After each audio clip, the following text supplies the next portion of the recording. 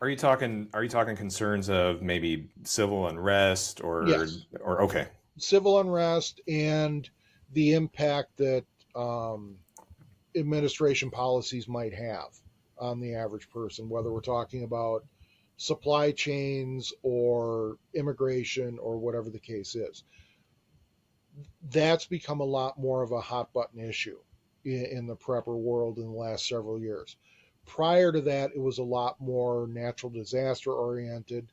Today, it's a lot more civil unrest, a lot more political in general, um, which, to be honest, just annoys me because it's so hard to have a conversation, particularly on social media.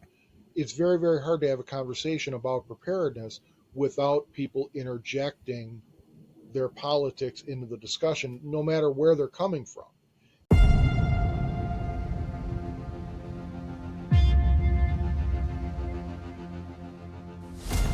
Hello and welcome to the Off-Grid Podcast. I'm your host, Patrick.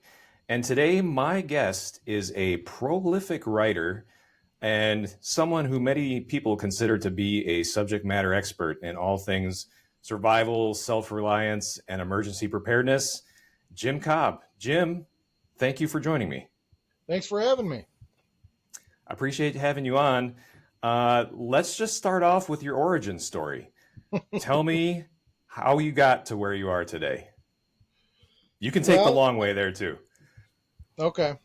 I've always had an interest in what today we call prepping or preparedness. You know, back in the day we called it survival, survivalist, that type of thing.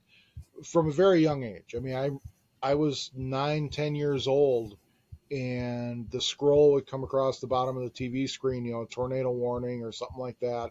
And I would go around the house gathering up supplies and take them down to the basement, that kind of stuff.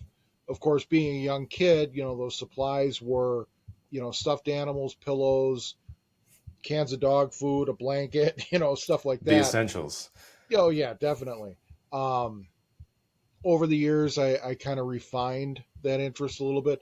Now, keep in mind, we're talking the 70s and 80s is when I grew up. So, you know, we're deep in the Cold War.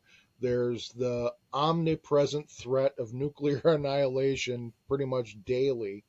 Um, you kind of got jaded about that after a while, but you had movies like The Day After that were on TV and scaring the heck out of everybody. So for me, my interest kind of was partially the wilderness survival stuff, but also very much the what we called survivalism. You know, where you would set up a bunker or you would, you know, stockpile food and other supplies, things like that. The first survival manual I ever owned was Life After Doomsday by Dr. Bruce Clayton. And that came out in the, I think, 82, 83, something like that. And I bought it, you know, right off the book, right off the shelf of the bookstore. Um, at the same time, there were novels out there like The Survivalist by Jerry and Sharon Ahern that were that would depict life after doomsday, essentially, life after a nuclear holocaust.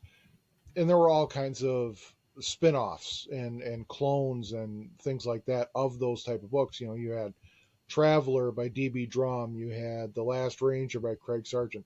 All of these stories just fired my imagination. I was just fascinated by this kind of stuff. So that's kind of where my passion came from for the subject matter. And as I grew older, I started really researching and, you know, trying to find out everything I could about how to set up a secure home, how to stockpile food and how to preserve it, how to filter water and store it, things like that. I joined Scouts for a brief period. I wasn't in Scouts very long because the troop I was in, they were far more interested in making jewelry out of dried noodles and things like that rather than going out camping and, doing Hmm. the kinds of things I wanted to do. So I eventually moved on from there. When I hit my teens, I became much more interested in the kind of things teen boys are interested in, and I kind of veered away from the survival stuff for a while. But then as time went on, as we started getting closer to Y2K, and there was all this stuff in the news again about being ready for, the computers are all going to shut down and all this. Yeah, there was a I lot of buzz wasn't around that. worried. And the thing is, I wasn't worried that the world was going to come to an end at the stroke of midnight. What it did for me was it refired that passion in me about preparedness, just as in a general sense. Were you still in your And I teens started. then, or when No, Y2K was run? I was almost 30 by the time that happened. Um, we were married. My wife and I were married. We had just had a child, our firstborn, um, and that was part of it too. Having a family and wanting to protect my family, and again, not because Y2K was going to be a thing, but because all of the talk about Y2K is about disaster preparedness, and I kind of dove back into that head first. I started joining some groups online for back way before Facebook, way before MySpace. There was Yahoo groups, and I joined several of those that were centered around survival and preparedness. And I started reading a lot of the posts. I started contributing what I knew, information I could provide and insight, things like that. And it wasn't long after I started getting active with these Yahoo groups that I had people coming to me and saying, you should write a book. You know a lot of this stuff, and you're a good writer. You can communicate well. You should, have you thought about doing a book? And up to that point, I had never thought about writing about preparedness. I had always enjoyed writing, just in a general sense, but I had never really connected the two. Did you ever do So any type of like up to that point? Did you do any type of training or um, get any like hands-on? a Uh, little bit. Part of the difficulty was, at that time there weren't a lot of the resources out there that there are today mhm. for hands-on training, things like that.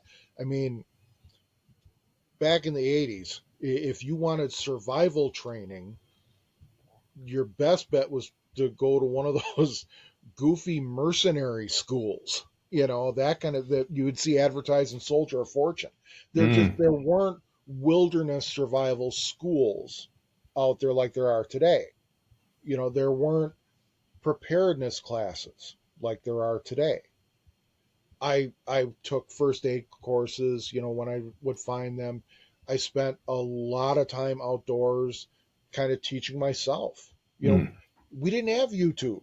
We had books that you would get at the library, and then you'd go outside and What's a try what you library? read. Yeah, exactly. Um, you would carve the tools yourself, and learn how to build fires, how to put fires out, how to cook over an open fire. All that stuff is just you learn by doing it more than Hmm. anything else. You learn by trial and error. So, um, as as people are talking to me on these Yahoo groups, my wife is also on the side pushing me towards giving writing an honest shot. And we even a group of us started our own website, and it was survivalweekly.com, and we started blogging about back when blogging was a thing. Um, we started doing articles and things like that. I started networking more on MySpace and then eventually Facebook, and trying to make connections, trying to learn from as many people as I could, while at the same time sharing what I could, what I could bring to the table. Eventually, my wife is pushing and pushing and pushing to give writing an honest shot because I had talked about being a writer for years. But at the time, the notion of me being a writer was more geared towards novelist or something like that. Sure. I eventually connected with an author named Scott Williams, who was writing survival books, preparedness books for Ulysses Press. And I got to know him a little bit. We traded several emails back and forth, and I told him, I was thinking about pitching a book and asked if he had any advice. And he was very kind and spent a lot of time talking to me about the realities of being a writer, what to expect, particularly in our little niche. I had also made friends with a few very popular novelists, Chris Golden, Brian Keene, and a few others, who were also very generous with their time to talk to me about, negotiating contracts and how to put together a book pitch, all this kind of thing. I eventually put together a proposal and sent it out to a handful of publishers. And most of those publishers came back and said, thanks, but no thanks. Ulysses Press came back and said, we don't want to do this book, but we really like your voice and we really like what you bring to the table. We'd like to work with you if we can find a different idea for a book, What which was your blew me first away. idea? I'll get to that. Okay. We'll get to that. So we bounced ideas back and forth for about 3 or 4 months and finally settled on home security and defense. At the time, my day job was working as a private investigator. That was Really? something I've been doing for several years up to that point. I knew a little bit about security and things like that, so I felt comfortable writing a book that was eventually titled Prepper's Home Defense. So we negotiate, we sign the contract, I get to work. About 3 months into writing the book, I get an email back from one of those other publishers that I had approached earlier. And at this point, it's been about a year since I sent them the proposal to when they're finally emailing me. Yeah, they want to do this book with me. Okay. My contract says I have to give Ulysses right of first refusal on the next book. So I go back to Ulysses. Said, okay, here's where we stand. This publisher wants to do this book that you guys turned down. Do you now want to do it? And the two publishers ended up in a little bit of a bidding war. And then I finally signed it with Ulysses. That book became the complete, I think it's the complete book of disaster readiness, is what we finalized the title on. So I've got 2 books under contract, and I haven't even finished writing the first one. And I've never written a book before. And I'm terrified at this point that I'm going to drop the ball and just screw the pooch on all of this. But we finished off Prepper's Home Defense. That was released 12 years ago in December. And it sold well. It sold very well. And people really liked it. They liked my approach to the subject. They liked what I had to say. And it just started snowballing from there. One of the things that I've always tried to do with my writing is I don't want to be dry. I don't want to be boring. I don't want to be a textbook. I want to entertain while I inform, because I think that makes for a more, you get a more engaged reader that way. Okay. I agree. So while I'm doing these books, I started reaching out to some of the magazines that I'd been reading and pitching articles to them. American Survival Guide, Survivor's Edge, some of the others. And I'll never forget, the first magazine assignment I got was with Survivor's Edge. I had pitched them an article on how to find free firewood, various places where you can go to find free firewood. And I had pitched it to be an article of about 1,800 words, dozen or so photos, yada, yada, yada. The editor came back and said, I tell you what, we're doing this other article on this, and we could use your idea for a sidebar. Can you trim it down to 300 words? From 18 to 300? From 18 to 300. And I'm like, okay. And I did. And it took a lot of doing, but I managed to cover the topic in that very small space. They liked it, and they started working with me on a more regular basis. One of the things that I've found as an editor is the less work you make for an editor, the more work the editor is going to give you. Mm. Meaning, the cleanest copy that you can turn in, where there's no work needed to massage it and work it and fit it into place, the more often that editor is going to want to work with you. So that was always my goal. Was I didn't want the editor to have to change anything in anything I submitted, whether we're talking books or magazine articles. I'm not perfect, and I know I can think of at least one article that I turned into your publication way back in the day with another editor that we kind of laughed about because I turned in an article that was almost twice as long as it was supposed to be, Mm. because I just didn't know how to shut up. um, but it all worked out in the end. So I'm doing the books, I'm doing these articles. Um, Flash forward to 2017. I recently decided to quit my day job as a private investigator and be a full-time writer. I was earning enough through my writing that I was making more doing that than I was doing the PI work. Right on. And the writing was a lot more fun and a lot less stressful. So my wife and I talked about it. We decided, okay, that's it. We're going to pull the plug. We kept the office space for another 6 months. We re-upped the lease on it for 6 months to give me space to kind of get my feet under me and really give this an honest shot.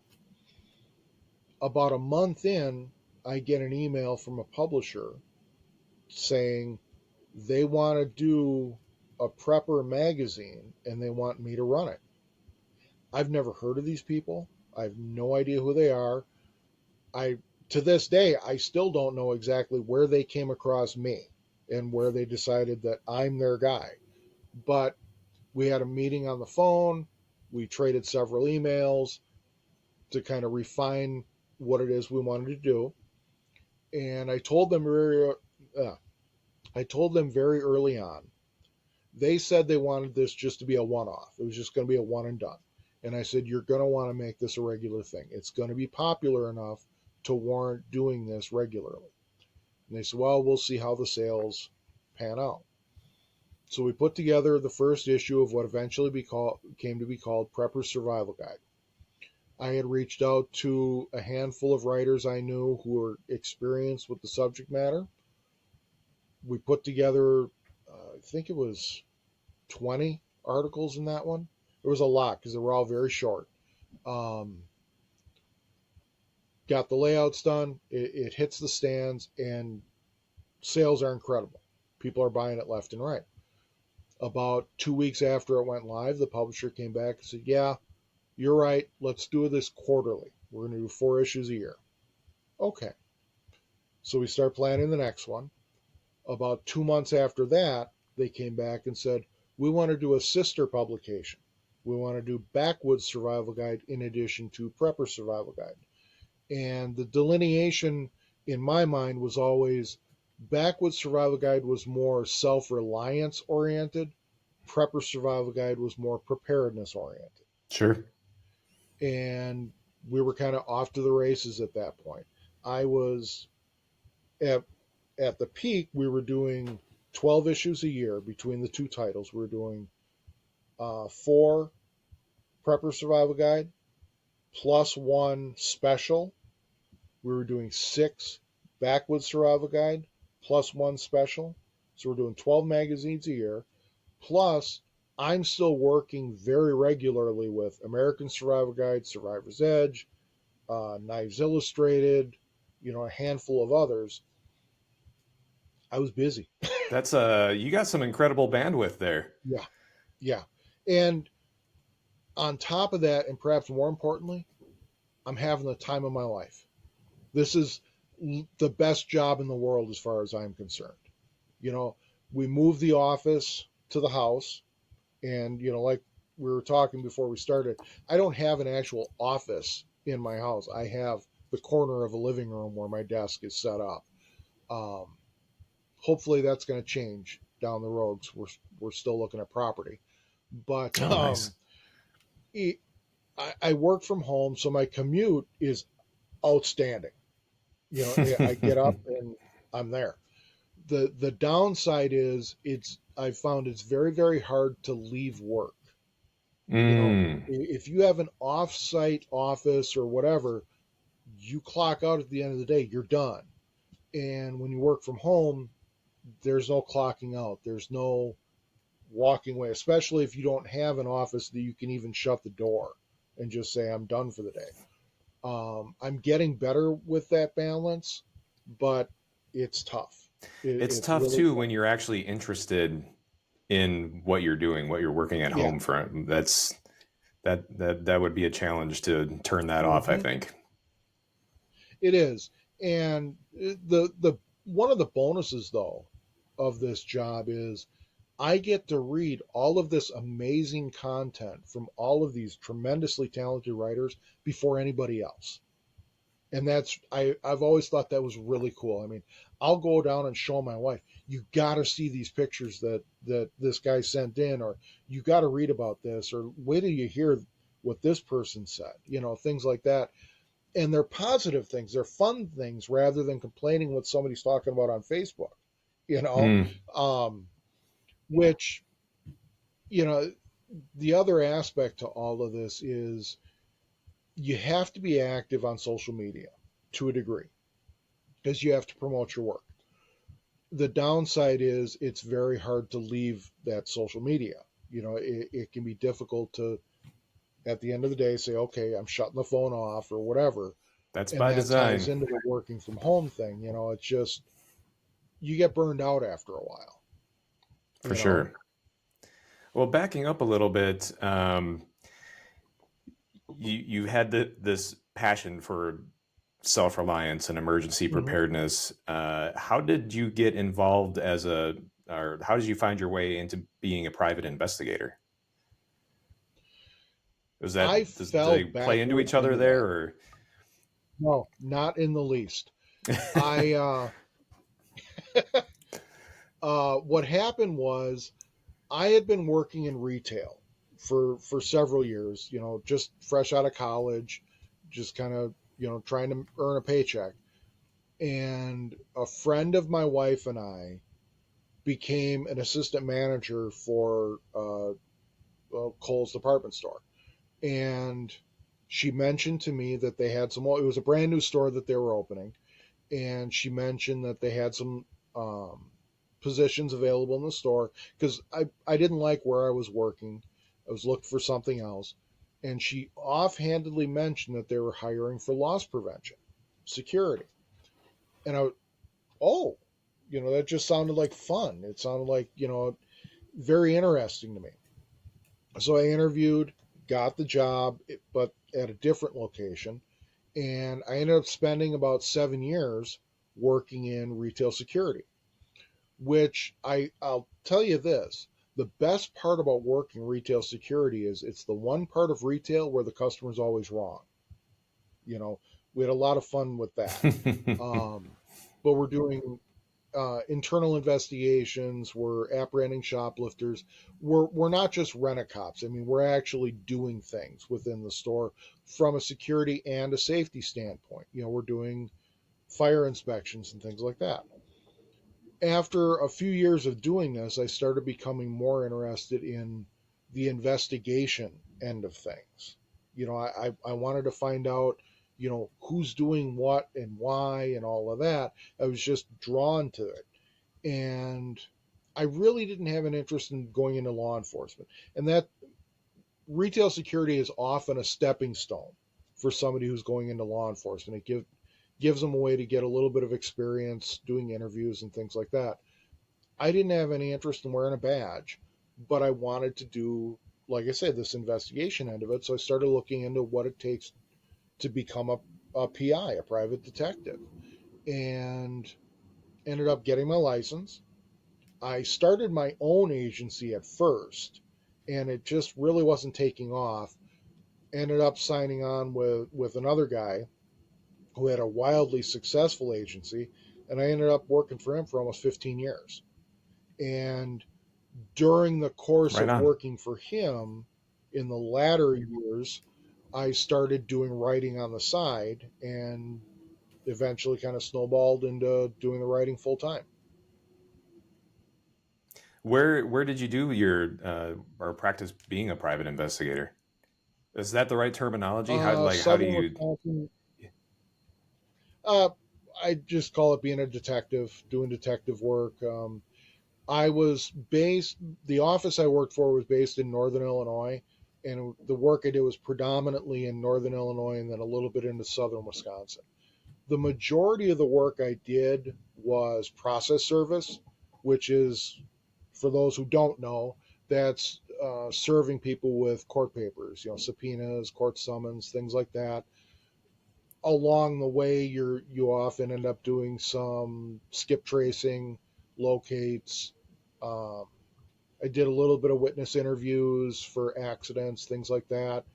Early on in my career, I did some criminal defense, but I discovered I really didn't care for doing that a whole lot. Um, the majority of the job consisted of me driving around all day and delivering bad news to people. So you were the guy who made everybody happy when you showed up. Yeah, yeah. My wife would often say that, "Oh, you were out making new friends today, huh?" Apple Music library. You can ask me to pick a radio station or ask for your music on a different app.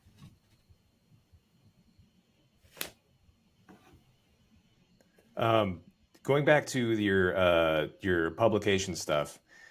Um, Yeah, so are you managing are you still managing the Backwoods Survival Guide to this day, or yes, have you moved on from that? yep. Nope, I'm still doing Backwoods Survival Guide. About 9 months ago, the publisher decided. Well, no, it was August, so about 4 months ago, the publisher decided they're no longer going to do Prepper Survival Guide magazine as a regular publication. We're still talking about doing one-offs here and there, but they decided they were going to cancel the title as a regular publication. I'm still doing Backwoods Survival Guide. We're still doing those 6 times a year, plus probably a gear guide again next year because we just did one that people really liked it. We're kind of in a state of flux with the publisher where they recently did some reorganization, and we're hoping that the new person who's already familiar with our titles is going to come back and say, yeah, let's revitalize Prepper Survival Guide and let's do more of that. Especially given the state of affairs in the world, to me it just makes sense. I mean, more and more people every day are joining the prepper community and seeking information, and we're happy to provide as much of that as we can. That was going to be my next question, because you've had your finger to the pulse of this survival preparedness community for so long. How have you seen it evolve over time? It's gotten a lot bigger. It's gotten a lot more diverse. Back in, let's say, the 80s and 90s, back when it was more survivalist than it was anything else, it was predominantly very conservative, very, I hate to use right wing, left wing, but it was more the right side of the coin than the left side of the coin. Um, that was the bulk of the people involved. Today, they come from all walks of life. They come from every place on the political spectrum. Their biggest concern is just keeping their family safe, regardless of whatever threat it is that they're concerned about. And one of the things that I did very early on in my career, I kind of had this rule that I don't do politics and I don't do religion, online or otherwise, because to me, the the why of preparedness matters a lot less than the how. I don't care where you are on the political spectrum. I don't care what you're worried is going to happen in the future. I want to show you how to keep your family safe. It's as simple as that.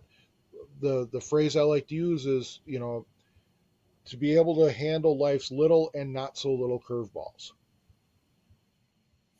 I think that's a good point. Have you noticed a big or a dramatic change in those whys, the reasons people get into it in the first place? In Or do you think recent it's stayed years, about the same? in say the last 8 years, it's become a lot more politically oriented. The discussions they always end up circling back to who is president, who should be president, their policies, things like that. Are you talking concerns of maybe civil unrest Yes, or okay. civil unrest and the impact that administration policies might have on the average person, whether we're talking about supply chains or immigration or whatever the case is. That's become a lot more of a hot button issue in the prepper world in the last several years. Prior to that, it was a lot more natural disaster oriented. Today, it's a lot more civil unrest, a lot more political in general, which, to be honest, just annoys me because it's so hard to have a conversation, particularly on social media. It's very, very hard to have a conversation about preparedness without people interjecting their politics into the discussion, no matter where they're coming from. And it's like, let's just leave that at the door. Why can't we just talk about canning food? Why do we have to talk about who's president while we're canning the food? You know what I mean? Yeah, I'm right there with you. It gets very frustrating. So, as someone who engages with their audience on a regular basis, either through emails or on social media, Mhm. as you encounter that, have you found an effective way to just diffuse it, or change the subject to where everybody's kind of simmers down and stops getting riled up about their political beliefs? Um, Sometimes, but sometimes the most effective approach is the block button. Mm. Um, because I've run into people who they're not going to listen, they're not going to follow instructions, they're not going to follow rules for discussion. They're just hell bent that they are going to talk about blank, whatever it is. And after a while, you always give them a chance. You always explain to them. For example, I have a Facebook group called Real World Prepping, and the rules in that group state that we don't do politics and we don't do religion. And occasionally you get somebody who joins the group and they start bringing politics into discussions where it's irrelevant. Like, again, let's say we're talking about canning food. It doesn't matter who's sitting in the Oval Office while we're canning the food. Um, and occasionally, somebody will come in and start up with that, and you'll have to approach them and say, look, we don't do that here. That we're not going to have that discussion. And if they continue to insist on doing it, then they're showing the door. It's as simple as that. People like to talk about, censorship. Well, we're not censoring anybody. We're just saying, look, we're not going to talk about this here. You can go anywhere else on Facebook and have that discussion. Here, people don't want to hear it. You know, um, in general, people know that about me at this point. I mean, people who've been around for any length of time around my social media, they know that I don't tolerate that. I don't do that. And if you're going to insist on it, at some point you might be wondering why you can't find me anymore. It'd be nice to have a block button in real life. It would. Those It those would. political conversations come up, just in the weirdest places, Mm-hmm. when you're out in public and just wish you could go boop Yeah. and shut it down. So yeah, I think that's a good way to handle it online for sure. Um, Going into the topics of, there's so many different ways you can talk about self-reliance and Mm-hmm. how so many ways you can prepare. which ones are your favorite? Like, what do you like to explore the most? The topics I like to address most often are ones that get very little attention elsewhere. Everybody talks about food storage. And I'm not saying that that's a bad thing, because there are all kinds of different ways to approach it. A lot of people talk about water, they talk about food, they talk about shelter, they talk about defense.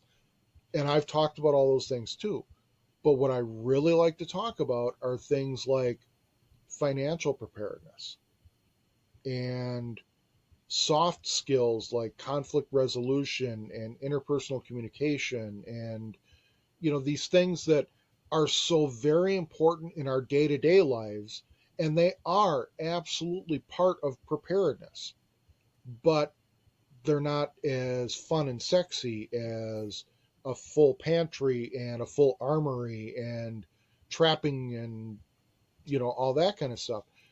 So one of the things that I bring it up a lot, like financial preparedness, you should have a budget. You should be working on getting out of debt. You should be working on your end of life plans, your death file, things like that. That these are things that preppers don't like to talk about, but are going to have a lot more impact on their daily life than knowing 87 different ways to start a fire. Do you think there's like a Hollywood type of fascination with those, like the to quote sexy subjects like starting fires and stuff like that versus being I financially stable? I have said on more than one occasion that the online prepper community has more cosplayers in it than any Comic Con on the planet. Okay. Um, there is absolutely a percentage of preppers and survivalists, or whatever term you want to use, who very much pick and choose what they want to explore, what they want to play with, what they want to learn. And that's not inherently bad, but if, for example, you have somebody who has invested $50,000 in firearms and ammunition, and they have less than a week's worth of food in their house at any given time, the priorities might be a little unbalanced, you know. Um, and we run into these people on social media all the time, where you'll bring up, say, food storage, and their first post, their first comment is, "You need to be able to defend it." Yeah, but you need to have something worth defending. You know, it it's a balance. It really is. And a lot of people kind of overlook that. They want to ignore the things that they don't like or that aren't fun for them, and they concentrate on the ones that are. That's human nature. I mean, few people like to do dishes, but they've got to be done. It's the same with preparedness. Just stack them in the shower, get them all done at once. See, hey, you got to do like Kramer did in Seinfeld and put that garbage disposal in the drain, so that way you can just pound all that stuff down and get rid of it. I really, when you brought up the whole de-escalation thing, Mm-hmm. that really resonates with me because I think so much of a survival situation, or if it's a natural disaster, or you're in a war zone, or you're in a violent part of town, so much of survival depends on your ability to communicate with other fellow human beings. Working in search and rescue, if someone's loved one was missing and they're just hysterical about it, Mm-hmm. how do you diffuse that situation and communicate?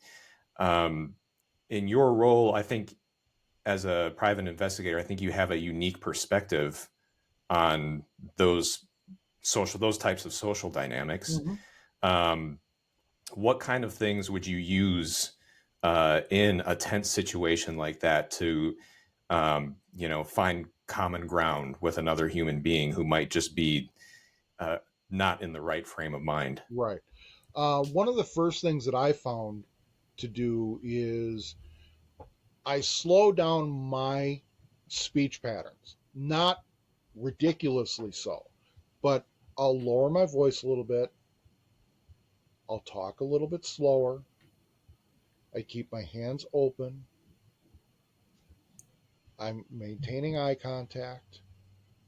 I'm listening to what they're saying, but then I'm also trying to get them to listen to what I'm saying.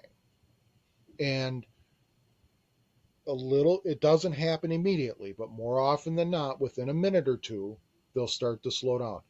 You tell them, take a deep breath, hold it, let it out, take another breath, hold it, let it out. Do that whole box breathing thing.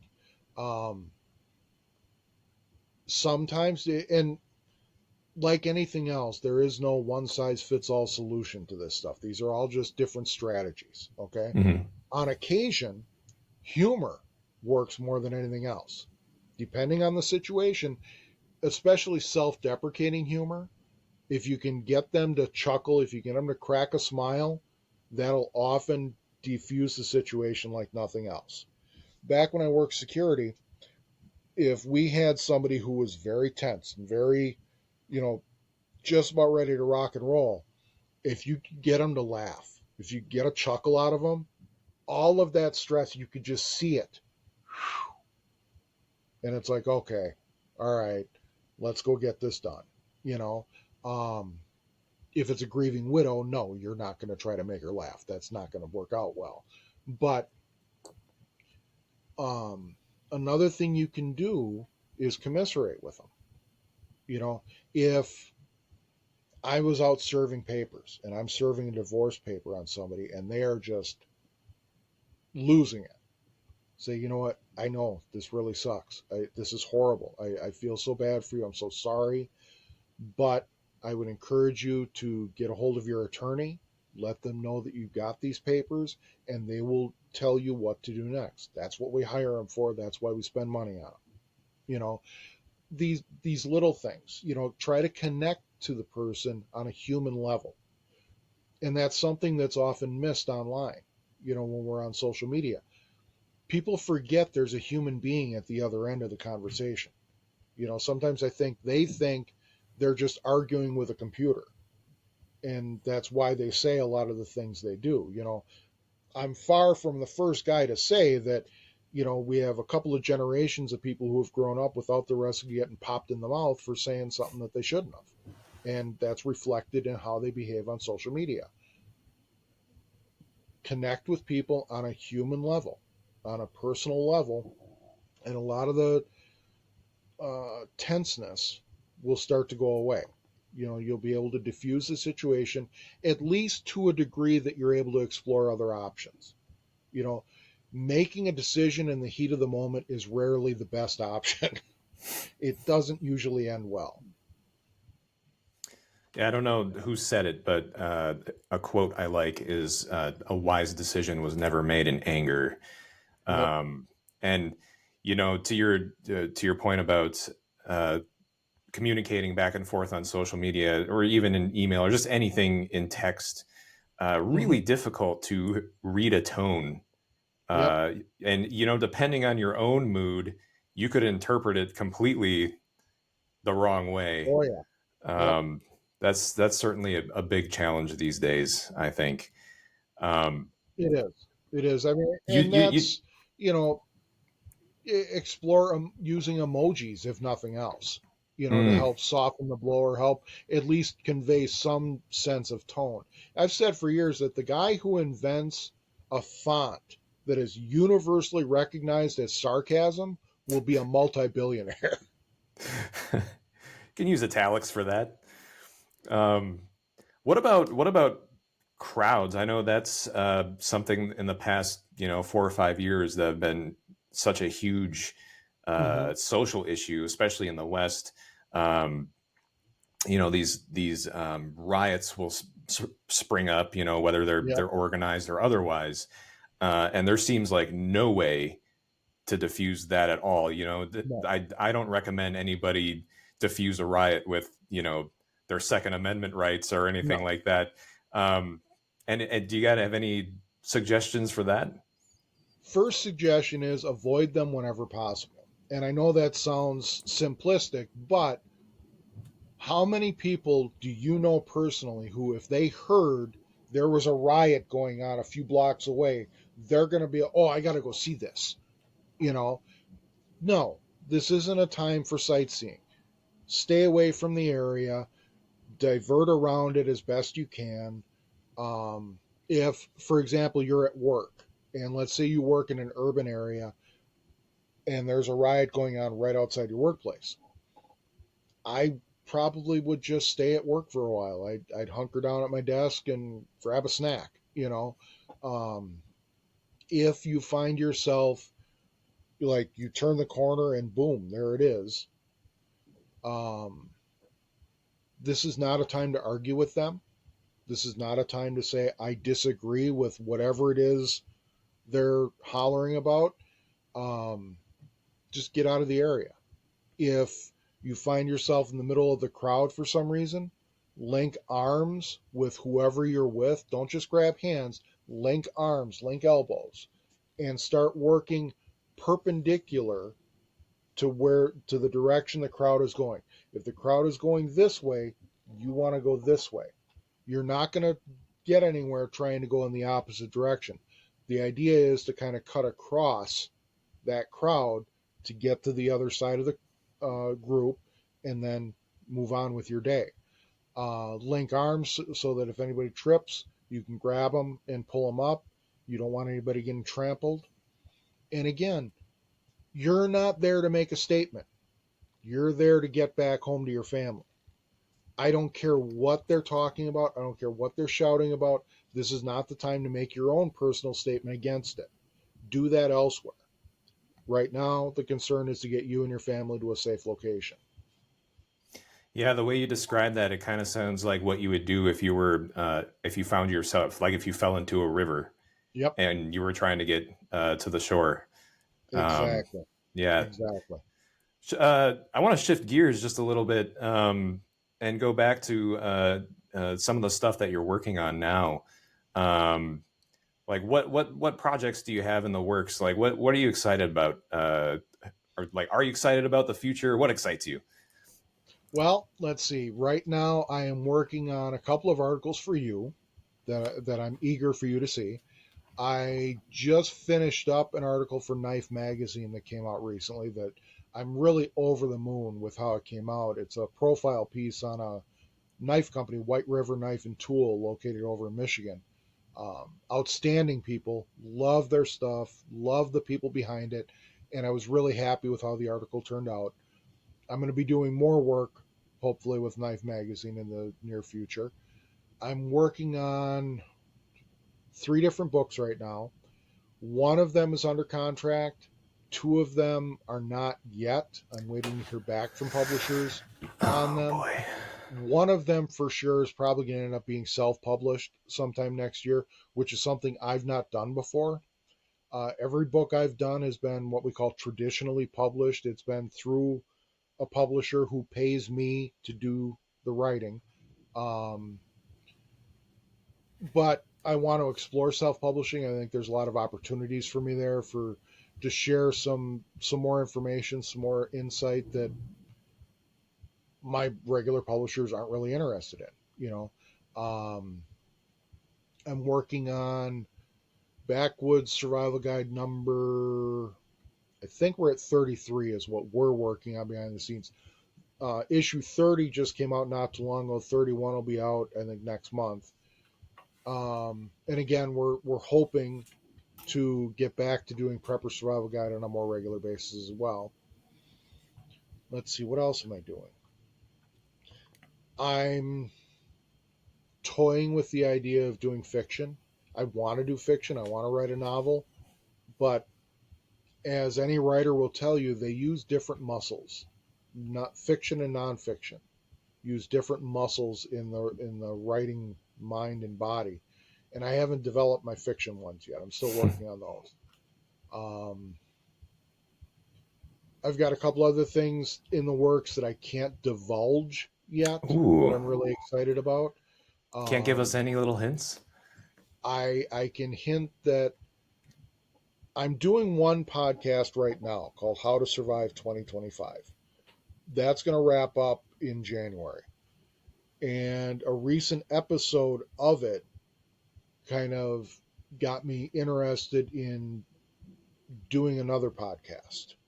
Okay. And it's something that I've done before, and I'll leave it at that.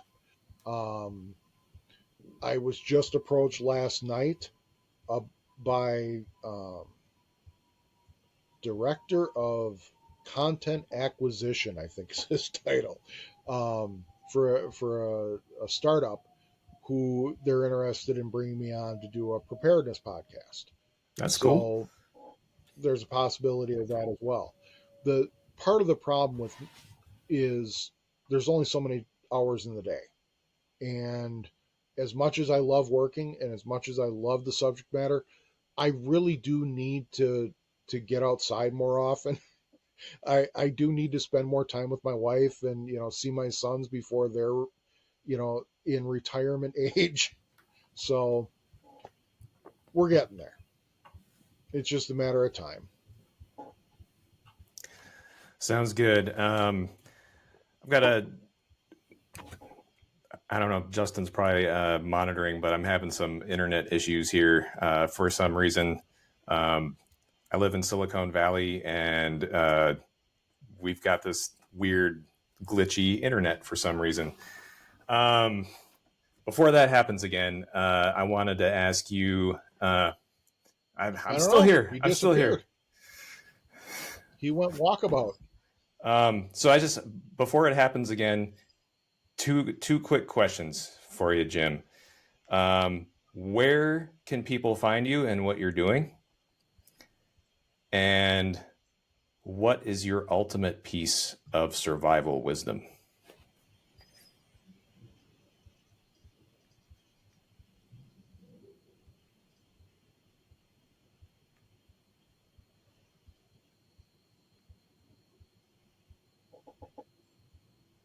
Right.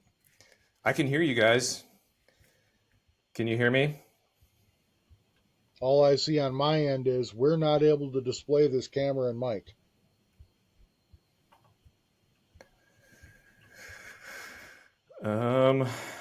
I can hear you guys.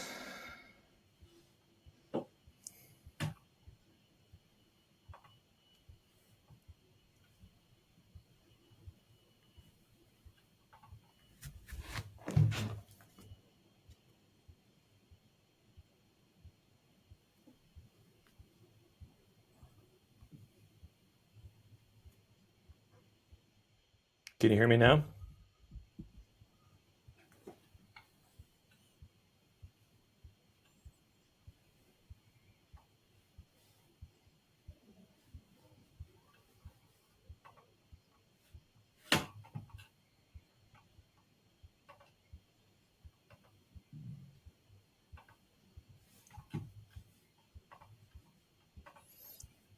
Any messages from him at all? Mic check, mic check.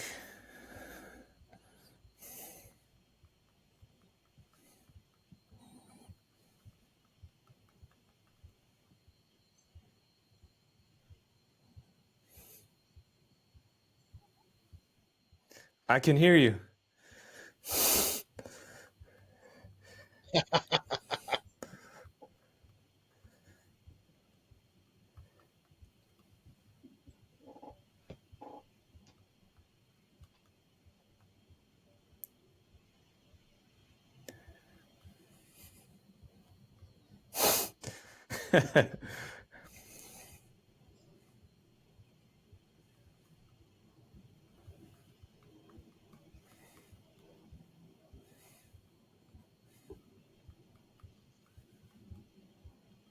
Have you tried turning it off and turning it back on?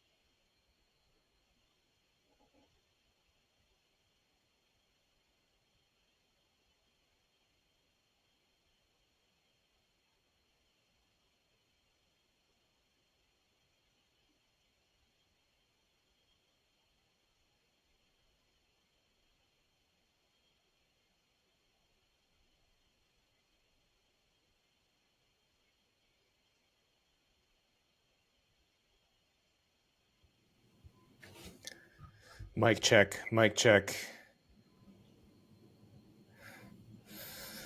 Sibilance. Testing. Sometimes the connection in the bunker is a little spotty. So before this happens again, I don't know what's going on. I live like down the street from Silicon Valley here, and for some reason, our internet is unreliable. Before that happens again, I think we're kind of winding things down anyways.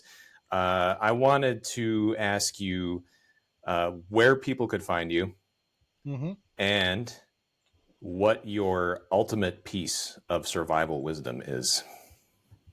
Okay. People can find me on Facebook. Just search Jim Cobb. On Twitter or X or whatever the hell we're calling it this week. I'm on there, Jim Cobb Survival, I believe. I'm on Blue Sky, which is more of an up and coming social media. I'm there as Jim Cobb. You can find me on all my books are on Amazon.